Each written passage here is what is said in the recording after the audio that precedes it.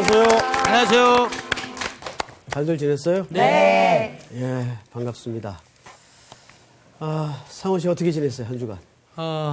과연 저는 다이카 같은 사람인가, 요나단 같은 사람인가, 한 주간 좀 깊이 한번 생각해 봤습니다. 그래요? 네. 너무 처음부터 진지하게 나와서. 복습을 하다 보니까 다이카 요나단의 어떤 공부가 자꾸 지난주가 아주 뇌리를 떠나지가 않네요. 그래요? 네. 좋은 한 주간이었습니다. 네네. 수희 씨는 어떻게 지냈어요? 네, 저도 잘 지냈습니다. 그래요? 네. 끝이에요? 네. 그럼 오늘 복습은 정규 학생부터.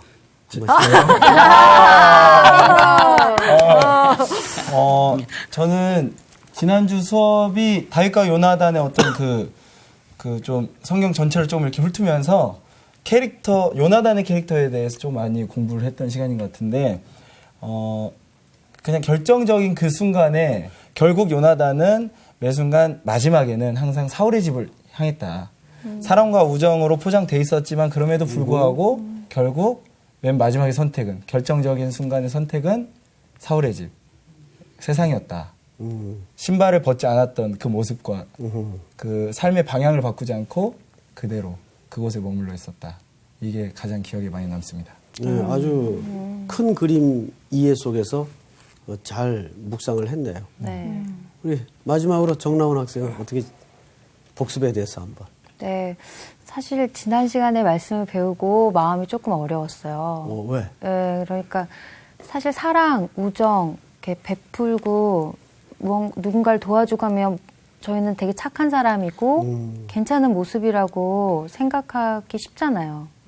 다윗을 도와준 요나단은 착한 사람 그렇게 생각하기 쉽지만 정말 지난 시간에 목사님이 말씀하신 대로 하면 결국 마지막 선택은 사울의 집이었다는 게 좀 충격적이고 좀 그런 생각들 많이 했어요. 근데 진짜 요즘같이 사랑 얘기를 많이 하는 때가 없는 것 같은 생각이 드는 거예요. 사랑, 그리고 최근에 항상 방송에도 많이 나오죠. 의리, 뭐 이런 거 진짜 얘기를 많이 하는데 저희도 그런 얘기를 많이 하고 그런 나오는 얘기처럼 그렇게 베푼다고 생각하지만 정말 이게 내 기준에선지 정말 하나님 나라의 기준에 의한 건지를 정말 우리가 다시 생각해 봐야 될 것 같은 생각은 들었어요. 바로 네. 그 부분이에요. 네. 그게 사실 신앙의 세계 속에 엉켜 있어요. 근데 그거는 또 목회자 입장에서도 순간순간 부딪히는 문제예요. 우리가 이제 한 공동체에서 신앙생활을 하다 보면 사람 정이 생기잖아요. 네. 관계가 형성이 되고. 그런데 결정적으로 어떤 부분에 대해 실수가 있었어. 근데 이 실수는 하나님 앞에 반드시 회복해야 되고 짚고 넘어가는 실수였을 경우에 이 양자를 어떻게 풀어낼 것인가. 이게 참 쉽지 않아요. 네. 그럴 때 네. 우리의 우선적 가치는 뭔가. 오랫동안 알아온 관계를 우선할 것인가.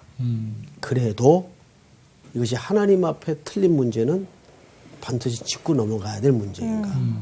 그러니까 오늘날 교회가 권징이 다 사라졌어요. 날 권징해?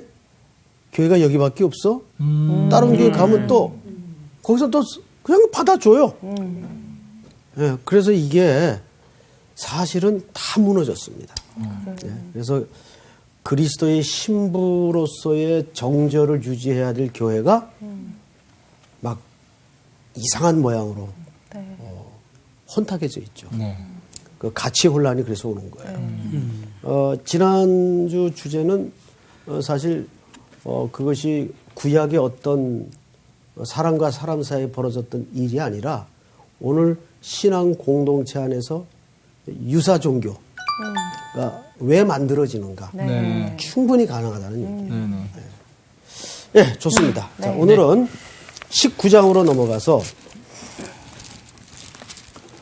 시간 관계상 8절서부터 좀 읽겠습니다. 8절. 오늘 수업 사무엘서 21강 도망자 다윗. 우리 상훈 학생부터 두 절씩 쭉 읽고 마지막 한 절은 같이 읽읍시다. 네. 자, 두 절씩이요. 두 절씩. 네. 전쟁이 다시 있으므로 다윗이 나가서 블레셋 사람들과 싸워 그들이 크게 쳐 죽임에 그들이 그 앞에서 도망하니라. 사울이 손에 단창을 가지고 그의 집에 앉았을 때 여호와께서 부리시는 악령이 사울에게 접하였으므로 다윗이 손으로 수금을 탈 때에 사울이 단창으로 다윗을 벽에 박으려 하였으나 그는 사울의 앞을 피하고 사울의 창은 벽에 박힌지라. 다윗이 그 밤에 도피하매 사울이 전령들을 다윗의 집에 보내어 그를 지키다가 아침에 그를 죽이게 하려 한지라. 다윗의 아내 미갈이 다윗에게 말하여 이르되 당신이 이 밤에 당신의 생명을 구하지 아니하면 내일에는 죽임을 당하리라 하고 미갈이 다윗을 창에서 달아내림에 그가 피하여 도망하니라. 미갈이 우상을 가져다가 침상에 누이고 염소털로 엮은 것을 그 머리에 씌우고 의복으로 그것을 덮었더니 사울이 전령들을 보내어 다윗을 잡으려 하매 미갈이 이르되 그가 병들었느니라. 사울이 또 전령들을 보내어 다윗을 보라 하며 이르되 그를 침상째 내게로 들고 오라. 내가 그를 죽이리라. 전령들이 들어가 본즉 침상에는 우상이 있고 염소털로 엮은 것이 그 머리에 있었더라. 네. 혹시 여러분 이런 말 어른들한테 들은 적 기억이 날 겁니다. 고난은 한꺼번에 오더라. 한꺼번에 오더라. 네, 한번 오면 계속 연쇄작용이 벌어져서 엎친 데 덮친다 그러죠. 꼭 그래요. 지금 19장은 다윗의 일생에 보기 드문 연속적인 고난이 벌어지는 현장이에요. 우리가 이제 시간 관계에서 읽지는 않았지만 여기에 지금 네 토막의 스토리가 엉켜져 있습니다. 네. 우선 첫 번째 1절서부터 7절까지는 사울이 다윗을 향해서 살해 명령을 내립니다. 살해 명령을 내리는데 18장에서는 이걸 비공개적으로 살해 명령을 내리지만 오늘 본문인 오늘 19장이죠? 네. 19장에서는 네. 공개적으로 살해 명령을 내립니다.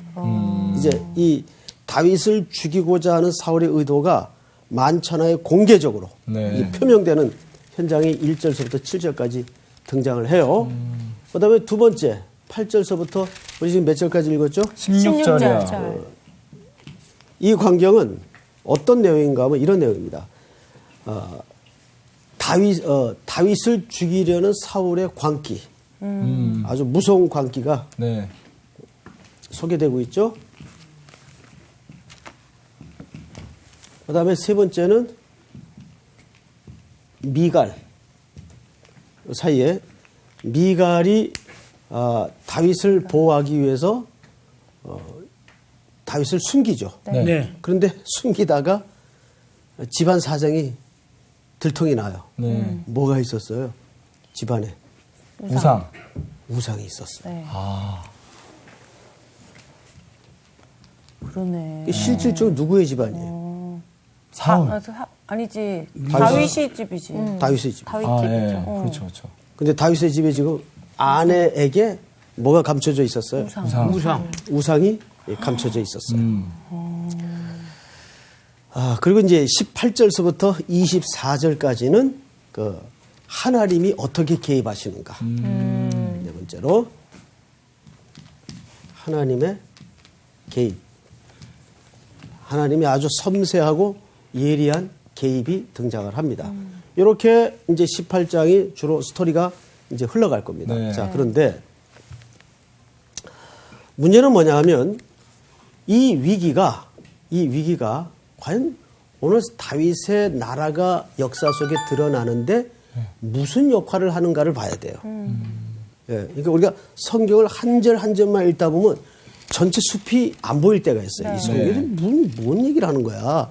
그런데 우리가 이제 이 옥상에 올라가서 이 지역 전체를 보면 한눈에 이렇게 다 들어오잖아요. 그래서 가끔 가다요. 대한민국 서울 수도 한복판에 용산구 청파동에 살지만은 지도를 보면 이 넓고 넓은 세상 속에 내가 어디에 위치해 있는가를 이렇게 살펴보면 되게 재밌어요. 그리고 그걸 이제 계속 열어가지고 이제 동네까지 접근해요. 요거 알죠? 요즘 참 편한 세상이에요. 네. 옛날에 상상도 못했던 일들이 우리 그냥 일상 속에서 이루어지니까 너무 재밌어요. 자, 그래서 항상 사람은 성경 전체 개요와 그 본문 하나하나에 대한 이해를 같이 갖고 있어야 성경 전체의 의미를 정확히 볼 수가 있습니다. 단적인 예로 지난주 다윗과 요나단 같은 경우에도 두 사람의 우정과 사랑에만 포커스를 맞추면 문제 없어요. 근데 이것이 다윗의 집과 사울의 집이라는 하나님 나라 구도에서 이해를 하니까 의미가 그렇죠. 달라지죠. 마찬가지예요. 자, 그러면 우리 좀 시간이 가더라도 1절서부터 한번 보도록 하십시다. 네. 사울이 제가 좀 읽겠습니다. 그의 아들 요나단과 그의 모든 신하에게 다윗을 죽이라 말하였더니 사울의 아들 요나단이 다윗을 심히 좋아하므로 그가 다윗에게 말하여 이르되 내 아버지 사울이 너를 죽이기를 꾀하시니라.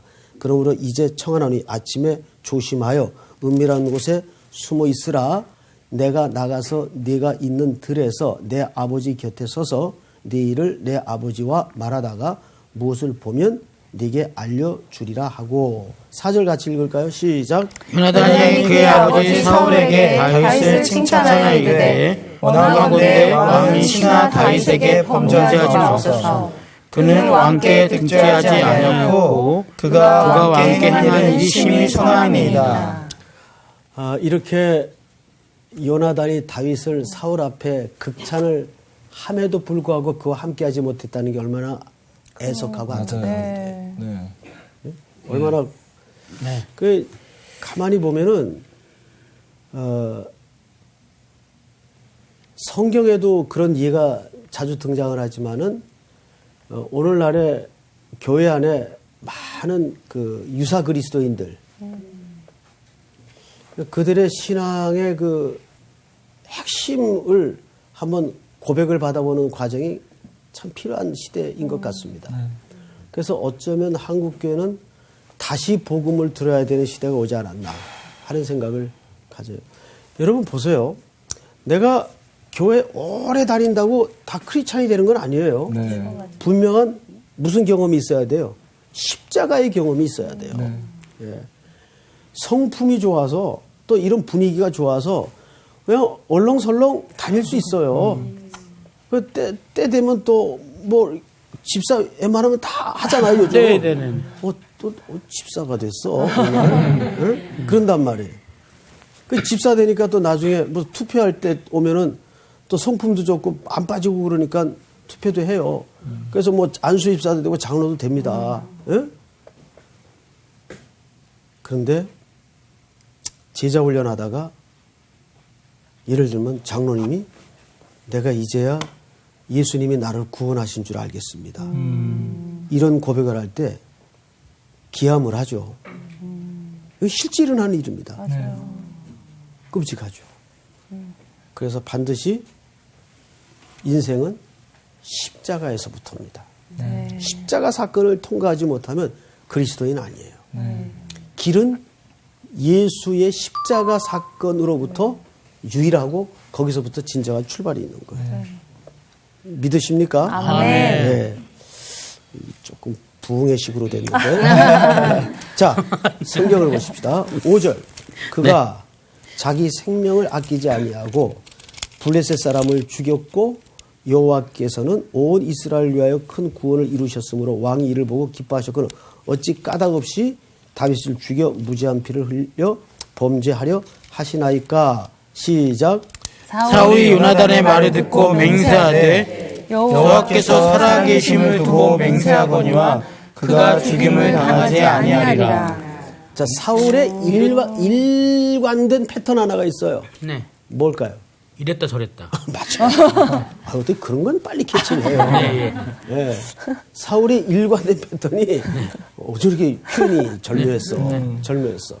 이랬다 저랬다. 업다운이 심해요. 그럼 그게 뭘 뜻합니까? 장난꾸러기. 감정이나 어떤 기분에 자기 어떤 기준 없이 왔다 갔다. 그 말도 되네요. 또 여기 장난꾸러기? 장난하지 마세요. 저기 뭐라 그랬죠? 기준이 없다고. 기준이 없다. 네. 근데 기준이 없던 게 아니라 진짜 죽이고 싶긴 한데 아들이 하도 그렇게 얘기를 하니까 아들한테 좋은 아버지의 모습은 또 보이고 싶었을 것 같아요. 저도 그 생각 그래, 했어요. 너가 그렇게 아낀 다윗을 내가 보호해줄게. 약간 이렇게 근데 하고 싶은. 제가 보니까 병이 든 것 같습니다. 악령이 들었다 나갔다 들어갔다 나갔다 이렇게 하는 것 같거든요. 이게 자기 마음이 아닌 거예요. 자기 마음이 아닌 거예요. 그러니까 말하자면 이 사울은 지금 자기가 하고 있는 일이 아니에요, 이게. 그치. 예, 이 자기 마음이 아니에요. 그래서 왔다 갔다 업다운이 심한 겁니다. 이 일이 죽을 때까지 계속돼요. 그치. 한날은 확 죽이려는 살이가 일어나다가 네. 내가 미쳤지 왜 이러지? 그러니까 뭔가 그를 주장하고 있는 거예요. 우리 상훈 씨 얘기가 악한 정확히 것들에, 맞는 네. 겁니다. 악령이 들어와요. 네. 자, 그런데 여기서 재밌는 거래가 이루어져요. 자, 보세요. 8절. 전쟁이 다시 있으므로 다윗이 나가서 블레셋 사람과 싸워 그들을 크게 쳐 죽임에 그들이 그 앞에서 도망하니라. 9절 다 같이. 사울의 손에 단창을 가지고 그의 집에 앉았을 때 여호와께서 부리시는 악령이 사울에게 접하였으므로 다윗이 손으로 수금을 탈 때 사울이 단창으로 다윗을 벽에 박으려고 하였으나 그는 사울의 앞을 피하고 사울의 창은 벽에 박힌지라 다윗이 그 밤에 도망을 하게 됩니다. 자, 보세요. 정확하게 우리가 유추했던 결론이 성경에 그대로 드러나죠. 지금 사울을 지배하는 건 자기 마음이 아니에요. 네. 악한 영이 그를 지배하고 있는 겁니다. 그러니까 인간은 결국 누구의 지배를 받느냐의 싸움이에요. 네. 그러니까 인간은 결국 주인을 누구로 만나느냐의 싸움이에요. 이게 조금 여성 비하 발언이 돼서 혹시 오해를 살 소지가 있는지 여자 팔자는 무슨 팔자라 그래요? 뒤용박 팔자. 네, 맞아요. 뒤용박 팔자라 그래요. 그 여자 팔자는 어떤 남편을 만나느냐에 따라서 달라진다 그러잖아요. 그러면 여자만 그러겠어요? 남자도 남자도 마찬가지. 남자도 마찬가지예요. 그러니까 인생은 거의가 만남에서 결정이 됩니다. 그게 무슨 뜻이냐 하면 인간은 홀로 존재할 수 없는 존재로 지어졌다는 거예요. 영향을 받게 되는데 우리 성도는 그래서 두 가지밖에 없습니다.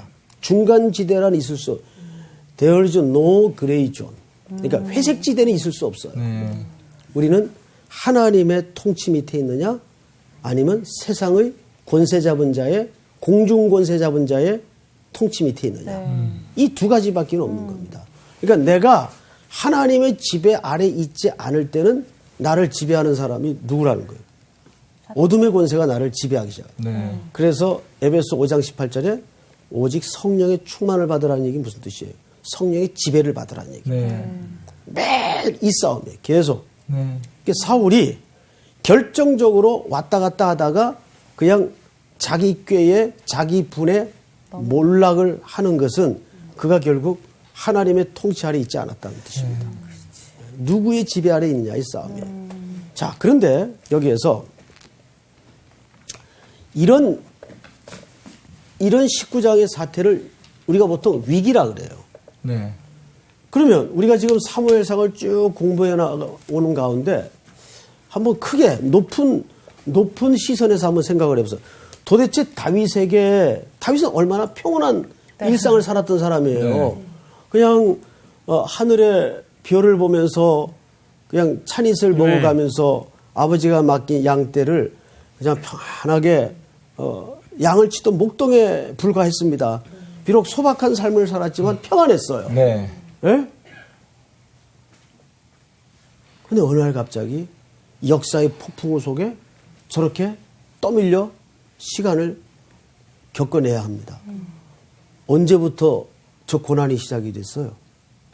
기름 부음 받았을 때. 그렇죠. 기름 부음을 받는 순간부터 고난이 같이 따라가기 시작합니다. 네. 이게 첫 번째 성도들의 삶의 스타일이에요. 아.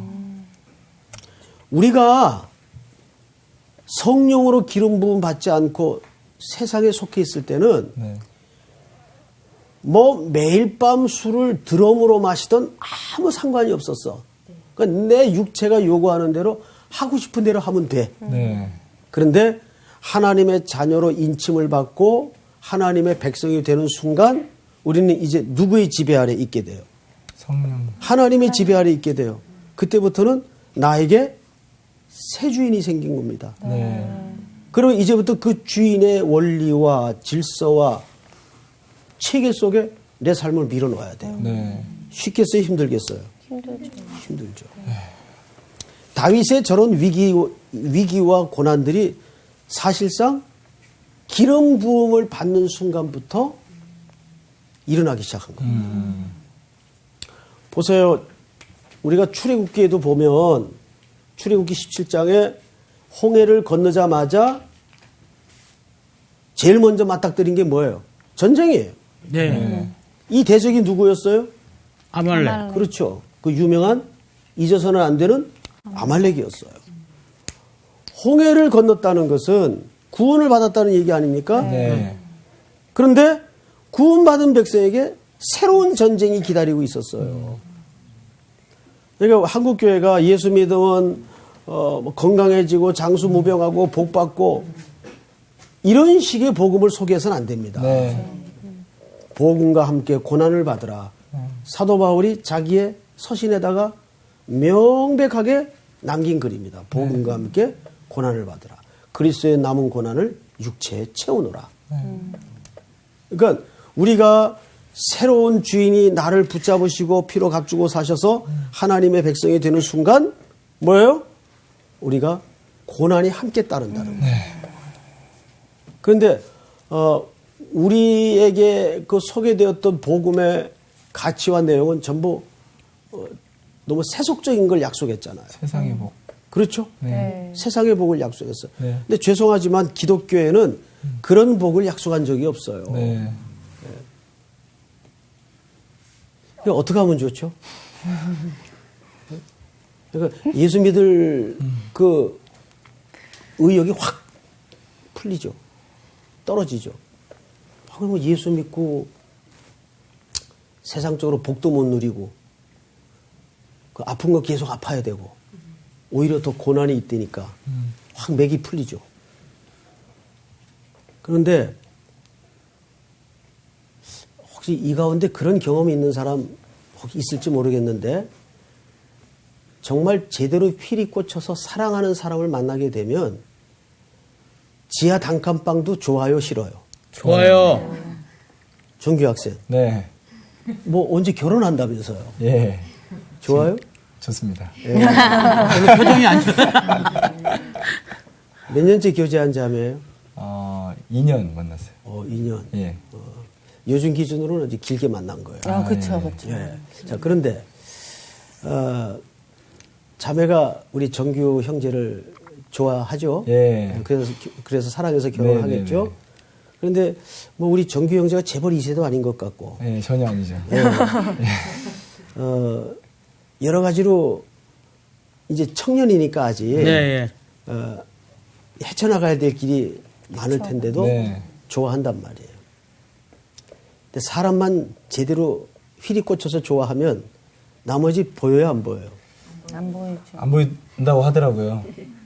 저한테 뭐예요? 그렇더라고요. 배구는 보이는 거예요? 아니, 그러니까 저한테 진짜 원룸도 좋다고 뭐 그렇게 이야기를 하더라고요.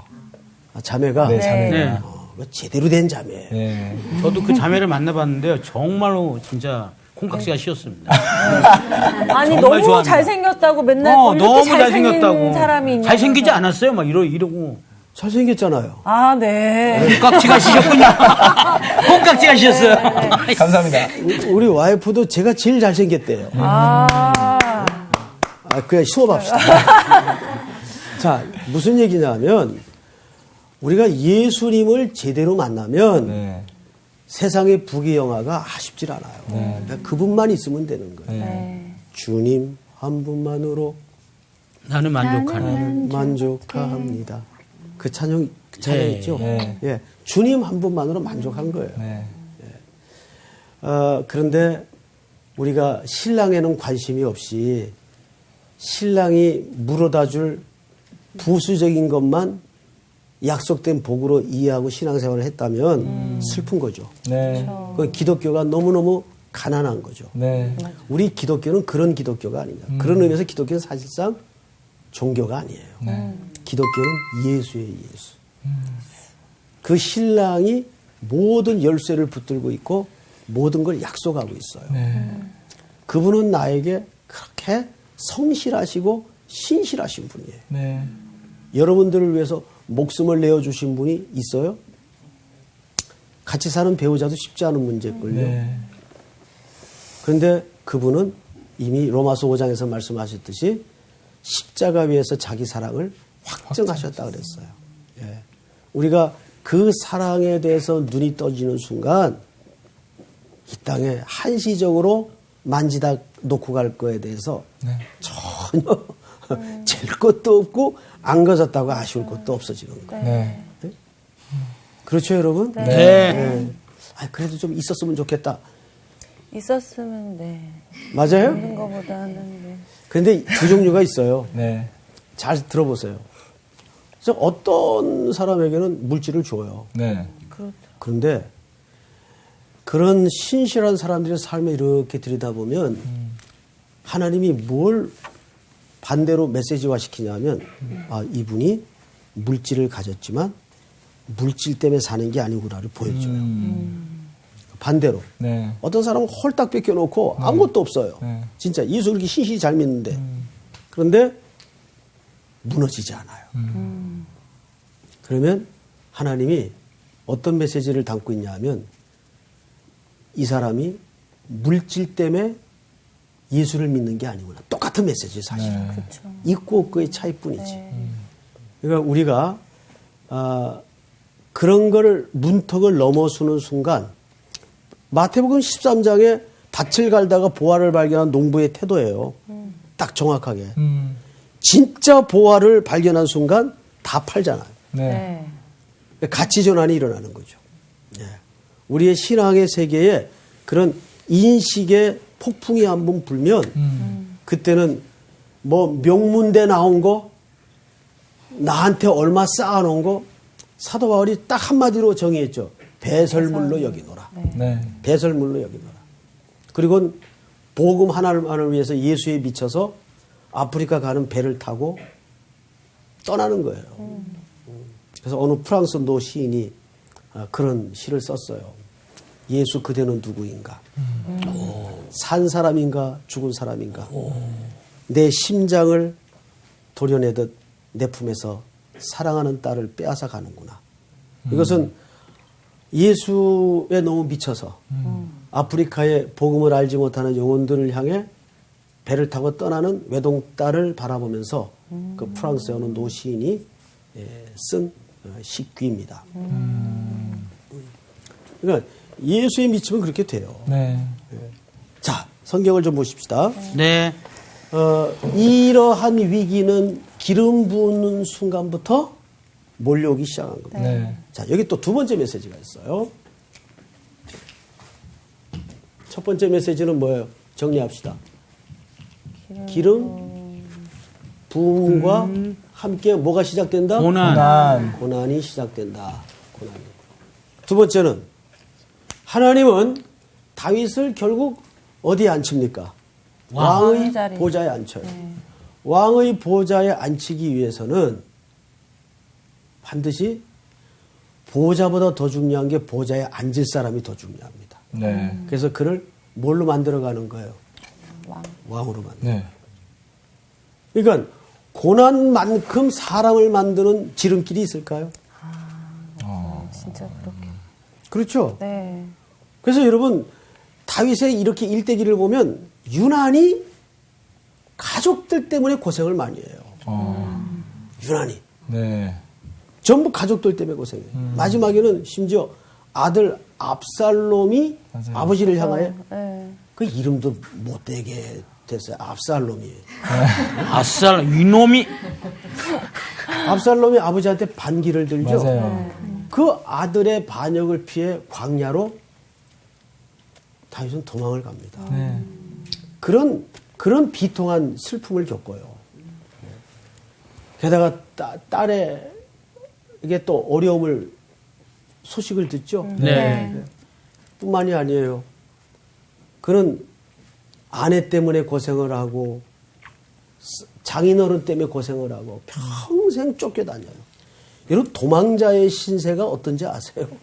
저는 이제 그 70년대 학번이니까 그때 군사 독재 정부의 서슬퍼런 막 캠퍼스 안에 군인이 들어오고 그러던 시대예요. 네. 그 수배된 학생들이 굉장히 많았어요.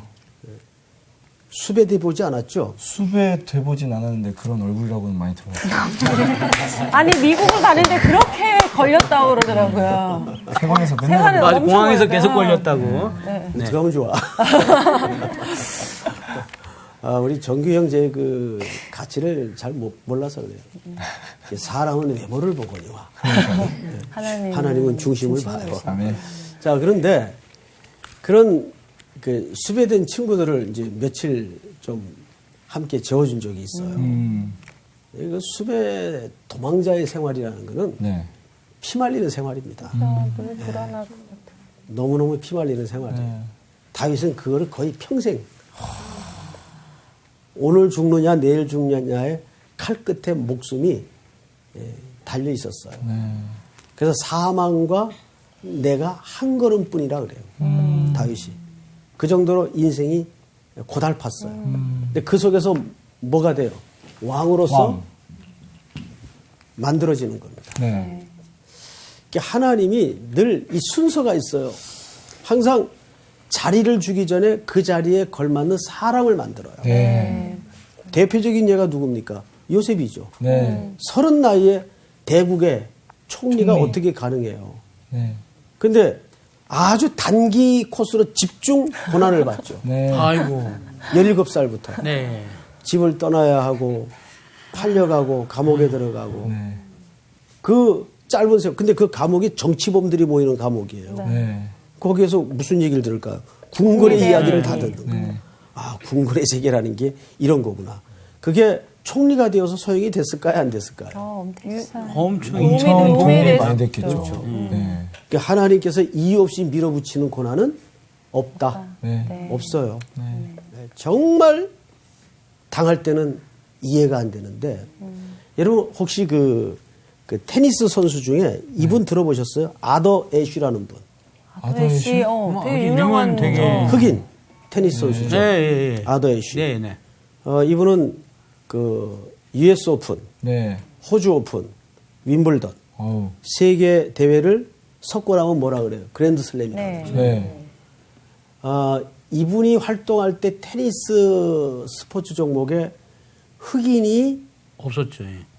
없었어요. 지금도 많이 없지 않나요? 지금도 드물죠. 맞아요. 예. 이 여자 테니스는 선수도 특별히 그 귀족 운동처럼 이렇게 인식이 맞아요. 돼가지고 뿐만 아니라 지금도 인종차별이 보이지 않게 있거든요. 네. 그렇죠. 근데 이분이 활동하던 시대는 인종차별이 장난이 아니었어요. 여러분, 백인과 흑인이 버스를 같이 탄 게 사실 얼마 안 돼요. 아. 학교를 같이 다니지 못했어요. 몇십 년 전에는. 그게 근대, 아주 근현대사에 있었던 일입니다. 네. 그런 속에서 이 흑인 아버지 밑에서 자라면서 그런 두 가지를 교육받아요. 하나님을 사랑하는 것은 이웃을 사랑하는 것이다. 사람을 존중해야 가장 겸손한 삶이다. 이 두 가지를 배워요. 그 이분이 워낙 유명해지니까 이제 그랜드 슬램을 이루고 나서 유명해지니까 뭐 인기가 한없이 올라갔죠. 네. 네. 그러다가 한 날 심장병이 걸려서 수혈을 받게 됩니다. 수술을 하는 가운데. 근데 그 수혈을 하다가 에이즈에 감염된 피를 수혈을 받게 돼요. 아이고 이런. 그래서 에이즈에 걸립니다. 이게 얼마나 빅 뉴스예요. 네. 기자들이 막 와서 또 위문도 하고 취재도 하는 가운데 이런 질문을 해요. 야, 너같이 참 선하게 산 친구가 이렇게 좋은 영향력을 끼친 친구인데 왜 신은 너한테 이런 참 끔찍한 형벌을 주었을까? 너 한 번이라도 하나님 원망해 본 적 없니? 그러니까 1초도 머뭇거리지 않고 한 번도 원망해 본 적이 없다. 그러면서 그 후에 한 말이 아주 많은 사람들의 심금을 울리게 되죠. 윈블던 대회에서 트로피를 높이 들 때도 Why me라고 내가 묻지 않았듯이 왜 나냐고 묻지 않았듯이 이런 갑작스러운 고난 속에서도 왜 납니까라고 나는 물을 수가 없다. 하나님이 하시는 일이기 때문에 이 인터뷰 기사가 아주 대서특필돼서 소개된 적이 있습니다. 아더 애쉬 아주 유명한 분이에요. 마찬가지예요. 그러니까 우리가 고난이 일어날 때 제일 이해할 수 없는 게 왜 나한테? 이때 우리에게 필요한 것은 뭘 믿어야 되냐? 그분의 신실하심. 네. 그리고 나를 사랑하심. 그분의 주권을 믿어야 돼. 네. 이유가 있겠지. 네. 반드시 이유가 있습니다. 네. 그렇죠, 여러분? 네. 그래서 그래서 다윗은 이렇게 끊임없는 고난의 터널을 지나면서 서서히 인간을 이해하고 눈물을 배우고 약자의 고통을 그래서 예수님의 마음을 배우게 되죠. 네. 그리고 마지막에 진짜 그가 처절하게 배웠던 삶의 현장은 어디입니까? 자기가 죄악에 넘어졌을 때 네. 여자 문제. 죄악에 넘어진 자리에서 네. 그가 지어낸 시가 있죠. 내가 모태에서부터 죄악 중에 출생한 존재구나. 뼈저리게 죄인이라는 걸 알게 되고 네. 그제서야 그는 메시아를 바라보게 됩니다. 인간은 중보자가 있어야 되겠구나. 내 안에 선이 없구나.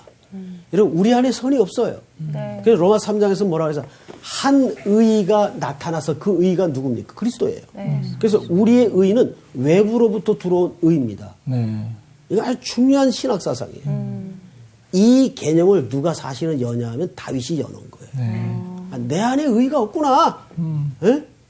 왜? 자기가 죄인 줄도 모르고 넘어졌었어요. 네. 자기가 죄지인 줄도 몰랐다고요. 나단이 지적을 했을 때 어디 이스라엘에 그런 인간이 살아 있습니까? 죽이십시오. 바로 당신입니다. 거기서 소리도 못 내고 무너지죠. 아, 우리 안엔 의가 없구나. 예수의 피밖에 의지할 게 없구나. 그래서 그는 메시아가 오는 소망의 소식을 귀로 듣게 됩니다. 그게 유명한 시편 51편 이런 주옥 같은 글들이죠. 자, 그러면서 여기 또 하나 마지막으로 세 번째로 왕으로 만들기 위해 고난을 겪어야 되는데 그러면서 서서히 역사의 전면에 다윗의 왕국이 드러나요. 네. 하나님 다윗의 왕국이 드러나요. 네. 이거는요 단순히 나라 차원을 뛰어넘어서 우리 인생에도 그래요. 잘 보세요. 내가 하나님의 나라를 진실로 소망하고 그 나라가 보이기 시작할 때가 언제예요? 혹독한 고난 속에서. 네, 맞아요. 그죠? 네. 혹독한 고난 속에서야 그 나라의 실체가 실체로 들어오는 겁니다. 네. 예. 그 전까지는 그 실체가 관념으로 들어와 있다가 그래야 안 그래요. 그 전까지는 관념에 불과해요. 네. 하나님의 나라가. 그런데 고난이 겹겹이 밀어닥치면서 그제서야 그 소망의 나라의 실체가 실체로 들어오는 거예요. 네.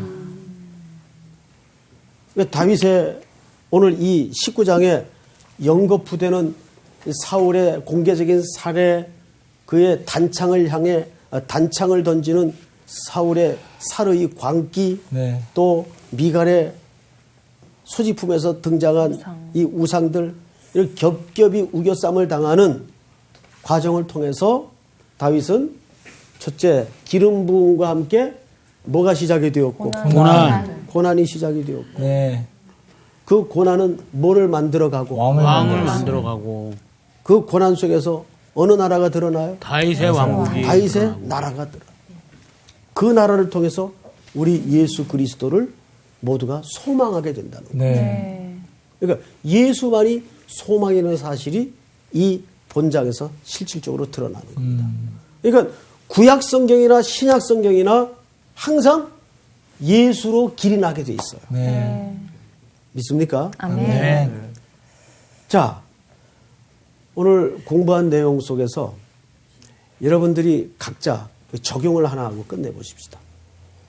지난주는 우리 정규 학생이 했으니까 그 옆에 우리 정나온 학생이 한번 오늘 공부한 내용 속에 내 삶에 어떤 적용이 있어야 되겠구나 한번 이야기를 좀 해보세요.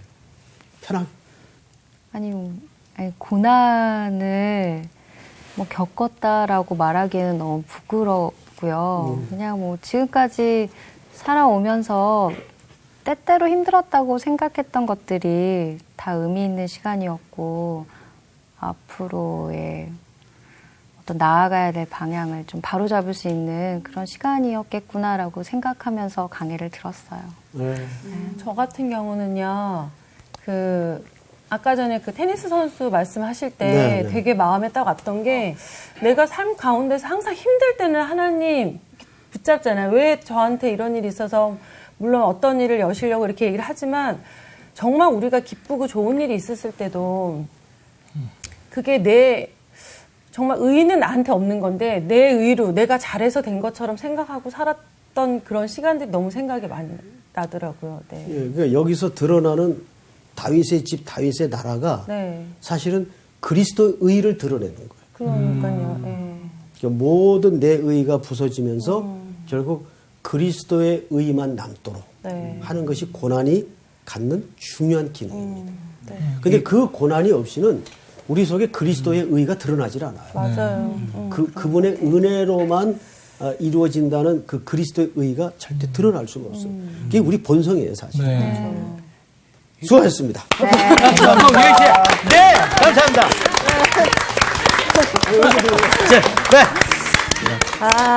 저는 이거 고난에 대한 이 말씀 들으면서 고난의 반대가 또 평안이라는 생각이 들면서 다윗이 하나님을 계속해서 붙잡았는데 평안했을 때 사건이 일어나잖아요. 그러니까 우리가 진짜 그 평안한 상황 속에서도 하나님을 붙잡는 것이 진짜 우리의 또 다른 실력 아닌가. 근데 사실 또 그렇게 반대로 또 생각하면 고난이 있는 게 진짜 감사한 건데 그거를 잘 모르는 이번 주 퀴즈입니다. 구약 성경에 나오는 5대 제사가 아닌 것은 무엇인가요? 1번 번제, 2번 화목제, 3번 안식제. 정답을 아시는 분은 CBS 성서학당 홈페이지에 정답을 올려주시거나 우편으로 보내주시면 됩니다. 보내실 곳은 서울특별시 양천구 목동서로 159의 1번지 CBS 성서학당 담당자 앞입니다. 연락처를 꼭 남겨주세요. 선정되신 분들에게는 대한성서공회에서 성경, 송태근 선생님의 내가 어디 있느냐, 하나님이 꿈꾸는 교회, 김기석 선생님의 일상 순례자, 신혜윤 선생님의 땅과 하늘의 갈림길에서 가운데 하나를 드립니다.